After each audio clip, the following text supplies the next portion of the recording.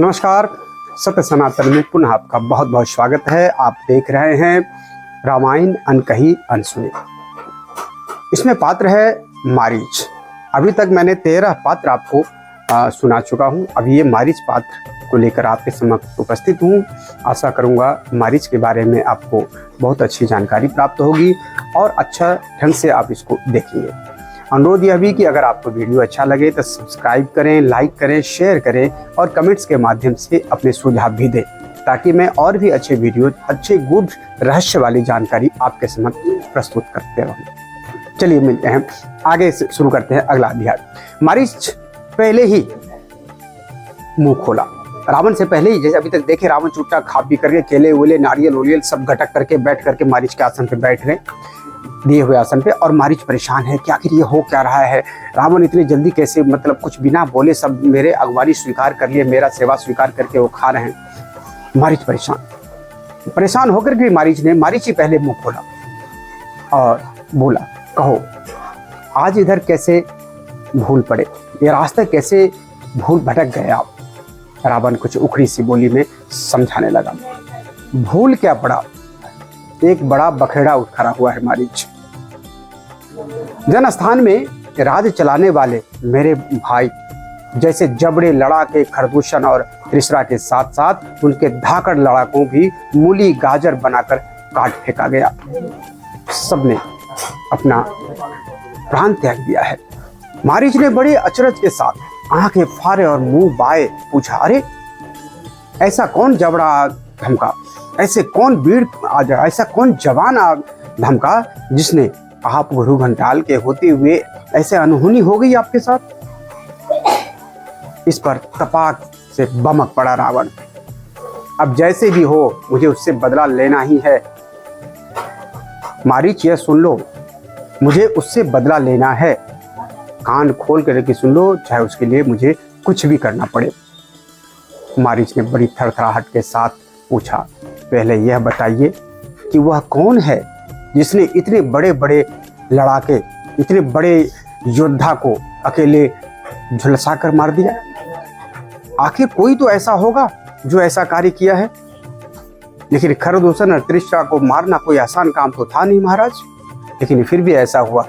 कौन है ये? रावण बताने लगा। क्या बताऊं, कुछ दिनों से अयोध्या के राजा दशरथ के बेटे राम गोदावरी के मुहाने पर, गोदावरी के तट पर पंचवटी में पड़ाव डाले पड़े हैं। उन्होंने ही यह सब हड़कंप मचाया है। राम का नाम कान में पड़ना था कि मारीच की घिकी बनती। मारीच चौंक गया, लड़खड़ा गया, गिरने को हुआ। मारीच फिर अपने आप को संभाला कि ऐसा कैसे। वह बैठा बैठा उछल पड़ा, नीचे से ऊपर तक थरथरा उठा। ऐसा कटमारा हो गया कि बोलना चाहे तो बोला न जाए, उठना चाहे तो उठा न जाए, बैठना चाहे तो बैठा न जाए। उसे ऐसा जान पड़ने लगा जैसे उसे जूड़ी चढ़ाई हो, जैसे उससे बुखार चढ़ाया हो। रावण ने पूछने लगा, कहो यह तुम्हें क्या हो गया है, क्यों तुम्हारा चेहरा मुरझा गया है। राम के नाम सुनते हैं ऐसा क्या हो गया तुम्हारे, जो तुम्हारे वाणी लड़खड़ा रहा है, तुम्हारे शरीर कांप रहा है, जैसे लग रहा है तुम असहाय हो गए। क्यों, बोलो। मारीच गिड़गिड़ा कर आप बीती सुनाने लगा। आज से 25 बरस पहले इन्होंने ही एक बाण से मेरी मां तारका को और एक बाण से मेरे भाई सुबाहु को ढेर करके मुझ पर ऐसा बिना घास का बाण सटा के मारा कि मैं ऊपर ही ऊपर लुढ़कता फुढ़कता, घुमटियों पर घुमटियां खाता, चक्कर पे चक्कर लगाता, यहाँ समुद्र के तीर पर आ पड़ा।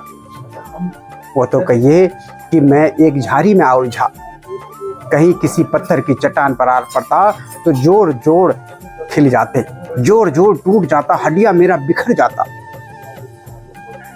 पंजर पंजर ढीले हो जाते, हड्डी पसली चूर चूर हो जाती। इसलिए मेरी कही मानो तो उनसे मत उलझना, उनसे कभी उलझने की सोचना भी मत। मैं उनकी ताकत को जानता हूँ, मैं उन्हीं के डर से तो यहाँ पर हूँ, वापिस तारका बन नहीं गया। आप समझो रावण, मैं यह क्यों कह रहा हूँ। और हाँ, तुम क्या तुम्हारे जैसे 100 रावण भी उनसे जूझने पहुंच जाएंगे तो सबके बूढ़े होंगे, सब बर्बाद हो जाएंगे, सब के सब मारे जाएंगे, इस लोक से सब उड़ जाएंगे। कहीं उनसे ठाई ठाई मोल ले बैठे तो लेने के देने पड़ जाएंगे। ठाई ठाई मतलब दुश्मनी।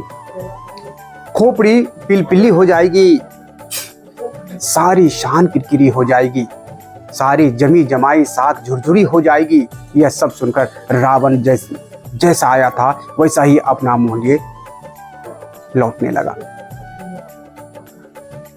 लौट करके घूम करके रावण फिर आया। मारीच, यह क्या कह रहे हो तुम?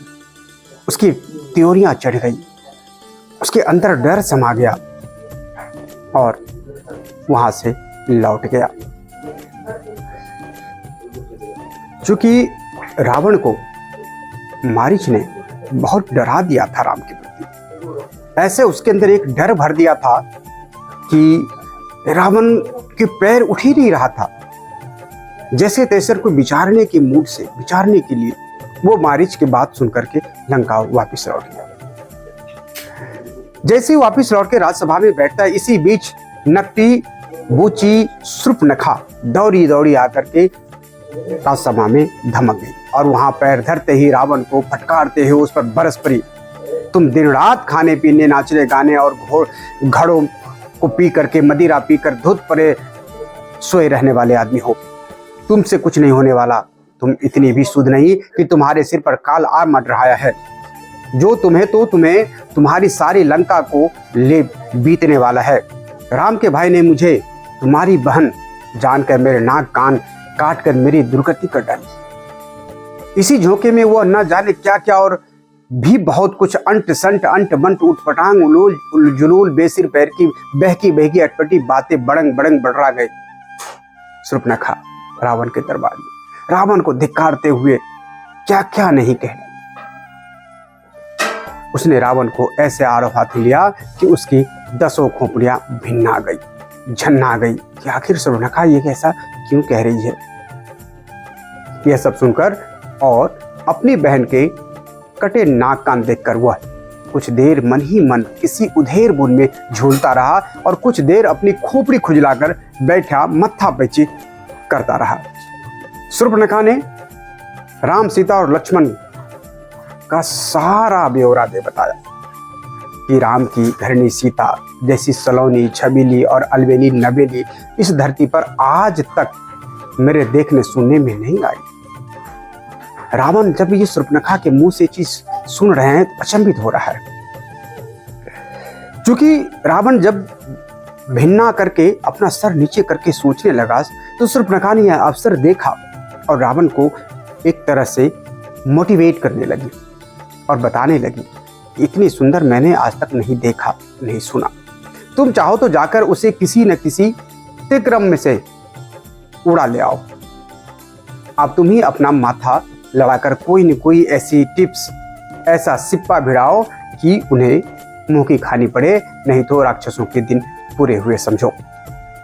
तुम जाओ वहां जाकर के देखो रावण वो कितनी सलोनी, कितनी सुंदर, कितनी पवित्र है।